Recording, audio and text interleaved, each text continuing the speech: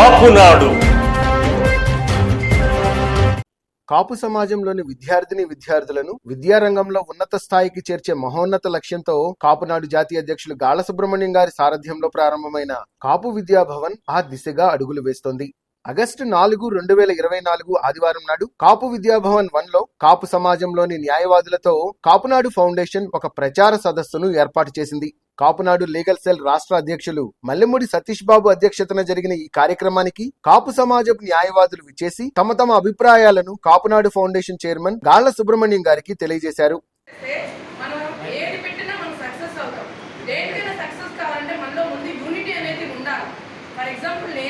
తెలిసాను కాబట్టి ఇప్పుడు నాకు తెలిసింది. నేను అందరికీ అదే చెప్తున్నా, మనందరం కలిసి కట్టుగా ఏది చేసినా ఇప్పుడు కాపాను హైయెస్ట్ లెవెల్లో మనం తీసుకెళ్ళచ్చు. ఏంటంటే ఒకరు 1000 రూపాయలు ఇచ్చిన 500. గాళ్ల సుబ్రహ్మణ్యం నేను చాలా చిన్నప్పటి నుంచి నేను ఫాలో చేస్తున్నాను. అంటే కాలేజీలో చెప్పేటప్పుడు వండబోతున్నట్లు కానీ, తర్వాత రంగా గారు మీ వంటను వాటర్ ట్యాంక్ ఓపెన్ చేయడానికి వచ్చారు. మల్లికార్జున విజయవాడ బార్ కౌన్సిల్లో కాపు సమాజం నుండి 550కి పైగా ఎన్రోల్ అయిన లాయర్లు ఉన్నారని, వారితో పాటు హైకోర్టు న్యాయవాదులు కూడా ఉన్నారని, త్వరలోనే వారందరినీ సంఘటితం చేసి కాపు విద్యాభవన్ల అభివృద్ధికై కృషి చేసేలా ఒక నిర్ణయాన్ని చేస్తామని పాల్గొన్న లాయర్ల బృందం గాళ్ల సుబ్రహ్మణ్యం గారికి హామీ ఇచ్చారు.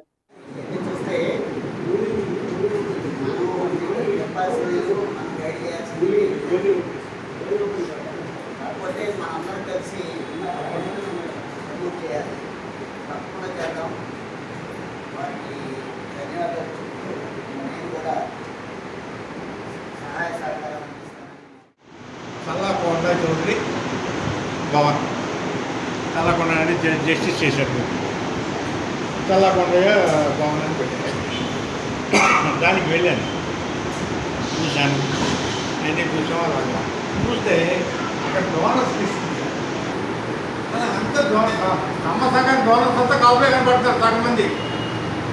ఈ కార్యక్రమంలో ప్రముఖ న్యాయవాదులు ముత్తంశెట్టి ప్రసాద్ బాబు, బెల్లపు సత్యనారాయణ, నరహరిశెట్టి శ్రీహరి, కునుకు రాజశేఖర్, పుప్పాల శ్రీనివాసరావు, కమ్మిలి వేణు, బైపుడి నాగేశ్వరరావులతో పాటు పరుచూరి కరుణాకర్ కన్నా, కాపునాడు టీవీ బాధ్యులు ఆకుల తిరుమలరావు తదితరులు పాల్గొన్నారు.